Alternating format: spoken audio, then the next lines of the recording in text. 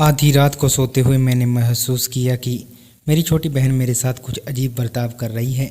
उस समय मैं गहरी नींद में था। मैंने सोचा शायद मैं सपना देख रहा हूँ। कुछ देर बाद उसकी हरकतों से मेरी नींद टूट गई थी। तब मैंने देखा कि मेरी छोटी बहन मेरे साथ कुछ अजीब और गलत करने की कोशिश कर रही है। यह देखकर मैं हैरान रह गया। फिर मैंने उससे कहा, तू मेरे साथ यह क्या कर रही है? तुझे कोई भी शर्म नहीं है? मैं तेरा बड़ा भाई हूँ। उसके बाद भी मैंने देखा कि वह किसी अजीब तरह की खुशी पाने की लालसा में और भी ज़्यादा पागलपन करने लगी। उसकी इन हरकतों को देखकर मैं स्तब्ध रह गया था। उसकी आंखों में मैंने एक अजीब सी, वह मेरी बातें नहीं सुन रही थी। वह मेरी छोटी बहन होकर भी किसी खास आनंद की खोज में और ज़्यादा बेकाबू हो गई। दोस्तों, जो उसने मेरे साथ किया उसे सुनकर आपके होश उड़ जाएंगे। दोस्तों, यह कहानी बहुत ही दिलचस्प है। इसे पूरा सुनने के लिए मैं आप सभी से विशेष अनुरोध करती हूँ। साथ ही आपसे एक छोटी सी गुजारिश है कि मेरे चैनल को जल्दी से सब्सक्राइब करें, मुझे सपोर्ट करें। नमस्ते दोस्तों, आज की इस कहानी में आप सभी का स्वागत है। इस कहानी में मेरा नाम सीमा है और मेरी उम्र 26 साल है। मैंने अपना पढ़ाई पूरी करके एक प्राइवेट कंपनी में नौकरी करना शुरू कर दिया था। मेरा घर प्रभात परुलेकर नगर हैदराबाद में रहता हूँ। मेरा परिवार में मेरे माता पिता और मेरी छोटी बहन रूबी है, जिसकी उम्र अभी 18 साल है और वह इस साल 12वीं की परीक्षा देके पापा हार्डवेयर की दुकान चलाते हैं और माँ हाउसवाइफ है। अब असली बात पर आते हैं। सामने दशहरे की छुट्टियां थी, इसलिए मैंने घर जाने की तैयारी किया। इसलिए मैंने खासकर अपनी प्यारी बहन रूबी के लिए 3-4 पीस एक से बढ़कर एक खूबसूरत लहंगा खरीदा। मम्मी को साड़ियाँ और पापा के लिए अच्छे अच्छे कुर्ते और पजामे शॉपिंग के लिए बाहर ट्रेन की टिकट पहले से बुक कर ली थी। इसलिए दशहरा स्टार्ट होने से 2 दिन पहले घर के लिए निकल गया था। 2 साल बाद मैं घर जा रहा था, क्योंकि नौकरी ज्वाइन करने के बाद घर जाना नहीं हुआ था। इसलिए सबके लिए कुछ न कुछ खरीदा, खासकर अपनी सारी प्यारी बहन के लिए। लगभग 48 घंटे के सफ़र के बाद आखिरकार मैं घर पहुंच गया, क्योंकि प्रभातपुर से हमारे गांव तक पहुंचने में मुझे देर हो गई थी। गांव में हमारा घर काफ़ी अंदर था, इसलिए रात के करीब 11 बज गए। घर पहुंचा तो देखा सब सो चुके थे। तब मैंने माँ को उठाया, फिर उनसे थोड़ी बातचीत करके खाना खाकर सो गया। काफ़ी रात हो चुकी थी, इसलिए रूबी को नहीं जगाया।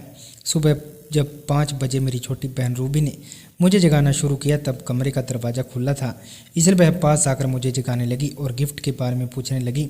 मैं नींद में रही आँखों में भर रहा, अभी तू जा भी, अभी मुझे सोने दे। लेकिन उसे अभी चाहिए था, इसलिए उसने मेरे ऊपर की चादर खींच ली। मैं हड़बड़ा कर उठा और देखा कि मेरी हालत ख़राब थी। मुझे बहुत शर्मिंदगी महसूस हुई और दूसरी तरफ वह मुझे इस हालत में देखकर हंस रही थी।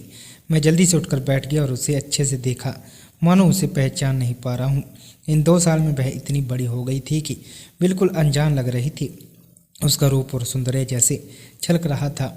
इतने दिनों बाद मैंने अपनी प्यारी बहन को देखा तो ऐसा लगा जैसे कोई अनजान परी मेरे घर आई हो। तभी उसकी आवाज़ ने मेरा ध्यान टूटा। रूबी ने कहा, भैया क्या देख रहे हो? इस तरह से जैसे मुझे कभी देखा ही नहीं। मैंने कहा, हाँ सच में तू बहुत ही बड़ी हो गई है, तुझे पहचान पाना भी मुश्किल है। तब रूबी बोली, भैया मुझे बाद में दिल भर के देख लेना, पहले मेरे लिए क्या लाए हो वह निकालो। मैंने कहा, ओ दे रहा हूँ। वो अलमारी से उसके कपड़े और कुछ मिठाइयाँ निकाल कर उसे दे दिया। वह बहुत खुश हो गई और उसी खुशी में उसे एक अजीब से तरीके से पकड़ लिया। उसके इस अजीब तरीके से पकड़ने पर मेरी हालत बेकाबू हो गई। थोड़ी देर के बाद मैं बाथरूम में गया और फ्रेश हो गया। बाथरूम से निकलकर मैंने सुबह का नाश्ता किया। नाश्ता करने के बाद कमरे में बैठकर मोबाइल गेम खेल रहा था। तभी रूबी आई और बोली, भैया दशहरा पर मुझे मंगलग्राम घाटी घुमाने चलोगे ना? मैंने कहा, ठीक है चलेंगे। फिर दशहरा की शुरुआत दिन में हम भाई बहन मिलकर बहुत सारी मस्ती की। दशहरा के 8वें दिन तो हमने घूमने निकलने। रूबी कहा कि कई दिनों से मंगलग्राम नहीं गए, चलो हम मंगलग्राम का चलते हैं। मैंने कहा, मंगलग्राम तो बहुत दूर है, एक दिन में वापस आना मुश्किल होगा। तभी रूबी बोली, मुझे नहीं पता, मुझे जाना है तो जाना है। अगर ज़रूरत पड़े तो हम होटल में एक रात रुक सकते हैं, इसमें क्या दिक्कत है? हम तो अपने भाई बहन हैं, प्लीज़ भैया मना मत करो। मैंने कहा, ठीक है अगर तुझे जाना है तो चल। मेरी छोटी बहन रूबी बहुत चालाक है, उसने चालाकी से मम्मी को मना लिया। फिर अगले दिन हम दोनों भाई बहन मंगलग्राम के लिए निकल पड़े। सफ़र करते समय दोपहर हो गई। वहाँ पहुंचकर हम पहले रहने की व्यवस्था करनी थी, क्योंकि वहाँ से दिन में वापस आना मुमकिन नहीं था। हम दोनों ने मिलकर होटल ढूंढना शुरू किया। आखिरकार हमें एक कमरा मिला, वह भी सिंगल। दशहरा की छुट्टियों में हर जगह भीड़ थी, इसलिए सिंगल रूम ही लेना पड़ा। फिर हमने अपना बैग रखा और कुछ देर आराम करने के बाद घूमने निकलने पड़े। रूबी ने ऐसे कपड़े पहने हुए थे जिसे देखकर सभी उसकी ओर देखते रह गए। मुझे बहुत गुस्सा आ रहा था, लेकिन मैं किसी से कुछ नहीं कह पा रहा था। तभी एक लड़का दूसरे से कह रहा था, देखा वह मजनू कैसी चीज़ लेकर घूम रहा है, उसकी किस्मत कितनी अच्छी है। यह सुनकर मुझे गुस्सा आ गया और मैं उनके पास जाने लगा, लेकिन रूबी ने मुझे रोक दिया। फिर उसने बहुत मज़े किए और सारा दिन घूमने के बाद शाम को होटल आए। फिर हमने कमरे में जाकर फ्रेश होकर दोबारा टहलने का निकलने का फैसला किया।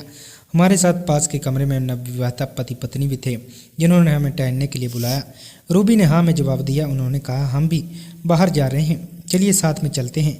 जहाँ ज़्यादा लोगों के बीच अकेले घूमना ठीक नहीं लगता। हम मान गए और फिर उनसे बातचीत करते हुए हमारा परिचय हुआ। लड़के का नाम जावेद और लड़की का नाम शालीन था। तभी अचानक शालीन बोल पड़ी, आप दोनों की जोड़ी तो बहुत अच्छी लग रही है। मैं तो हैरान रह गया, समझ नहीं आया कि क्या कहूँ। तभी रूबी ने कहा, आप दोनों भी बहुत अच्छे लग रहे हैं। कितने महीने हो गए आपकी शादी को? तब जावेद ने कहा, 4 महीने हुए हैं। फिर जावेद ने पूछा, आपकी शादी को कितने दिन हुए हैं? कुछ कहने ही जाला था, तभी मेरी छोटी बहन रूबी बोल पड़ी, अभी तो कुछ ही दिन हुए हैं। मैं तो जैसे आसमान से गिर पड़ा कि मेरी बहन यह क्या कह रही है। तब जावेद ने कहा, तो फिर आप लोग बिल्कुल सही समय पर हनीमून के लिए आए हैं, लेकिन हमें थोड़ी देर हो गई। दरअसल नॉन फीस से छुट्टी मैनेज करते करते 4 महीने गुजर गई। उसके बाद शालिनी ने पूछा, आपकी लव मैरिज है अरेंज मैरिज? रूबी ने कहा, लव मैरिज। इधर मुझे गुस्से से पसीना आ रहा था। यह रूबी सच बोल रही थी या झूठ? शालिनी के साथ मजाक कर रही है। चलते चलते रात के 10 बज गई और हम सब फिर से होटल लौट आए। खाना पीना करने के बाद हम सोने के लिए अपने अपने कमरे में जा रहे तभी शालिनी ने कहा, गुड नाइट, हनीमून का आनंद लो, वापस नहीं आएगा यह रात। और हाँ, आप लोग भी मज़ा करो, हम तो आज पूरी रात मज़े करेंगे। इतना कहकर वे अपने कमरे में चले गए। मैं भी अपने कमरे में पहुंचते ही रूबी से बोलने लगा, यह सब क्या हो रहा है? हम भाई बहन हैं तो सब कुछ भूल गई है क्या? रूबी बोली, भैया क्या करूं? उन्होंने इस तरह से बात शुरू किया कि मुझे समझ नहीं आया क्या जवाब दूं। सोचा 2-4 बातें कर अलग हो जाऊंगी, पर अब तो इतनी बड़ी बात कहेगी, कहने का मौका ही नहीं मिला। अब क्या किया जाए? यहाँ तो हम एक दिन के लिए ही हैं, जो हम पति पत्नी बनकर ही रह लेते हैं। मैंने कहा, मतलब तू क्या कह रही है? तब रूबी बोली, अरे भैया, मैं सच में आपको अपना पति नहीं बना रही हूँ, बस एक्टिंग करने के लिए कह रही हूँ। उनके सामने मैंने कहा, तो आखिरी में अपनी सगी बहन का पति बनना पड़ेगा। ठीक है, आज से तू मेरी पत्नी। रूबी ने कहा, क्या भैया तुम भी क्या कह रहे हो? मैं एक्टिंग की बात कर रही हूँ, असल में थोड़ी ना कह रही हूँ। मैंने कहा, ठीक है, बहुत रात हो चुकी है, अब सो जा, कल एक्टिंग करने। फिर हम दोनों सो गए।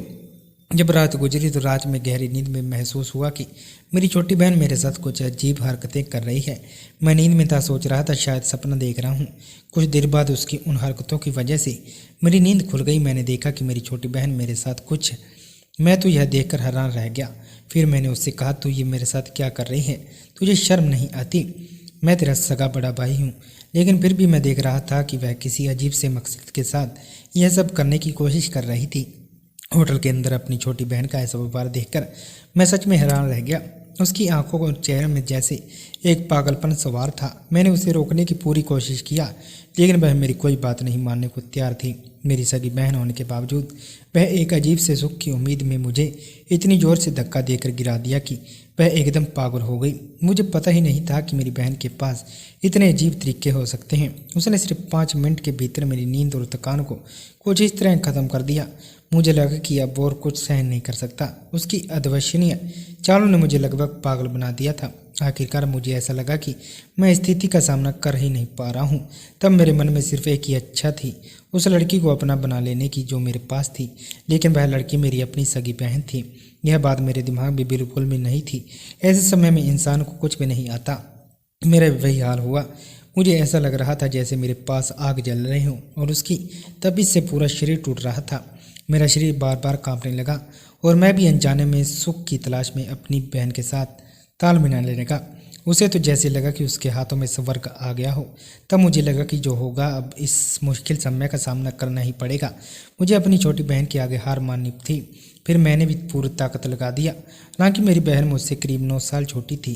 पहले तो मुझे लगा कि वह मुझसे ताल में नहीं बैठा पाएगी, लेकिन जो मैंने देखा उसमें दंग रह गया। लगभग 3 से 4 घंटे तक लगातार क्रिकेट खेलने के बावजूद वह जरा सी भी नहीं थकी। करीब 4 घंटा बाद ऐसा लगा जैसे कि सपनों की दुनिया से लौटकर फिर से धरती पर आ गए हों। तब तक रात काफ़ी हो चुकी थी, इसलिए हम सो गए। रात के उस समय अजीब हादसे के बाद मैं सुबह जागा तो मेरे मन में घबराहट और अजीब सा अपराध जनक रहा था। मैंने सोचा कि क्या सच में कल रात जो हुआ वह एक सपना था, लेकिन मेरे आसपास का माहौल और रूबी का व्यवहार मुझे और उलझन में डाल रहा था। वह बिना किसी परवाह के सामान्य बर्ताव कर रही थी, जैसे कुछ हुआ ही नहीं। उसने मेरी ओर देखा और कहा, भैया आज फिर वही सब ड्रामा करना पड़ेगा ताकि हम लोगों का शक न हो। मैं कुछ कहने के लिए शब्द ढूंढ ही रहा था कि तभी दरवाजे पर दस्तक हुई। शालिनी और जावेद हमें नाश्ते के लिए बुलाने आए थे। मैंने रूबी की ओर देखा तो वह फिर भी नाटक से मूड में थी, जैसे कुछ ना हुआ हो। हमें उनके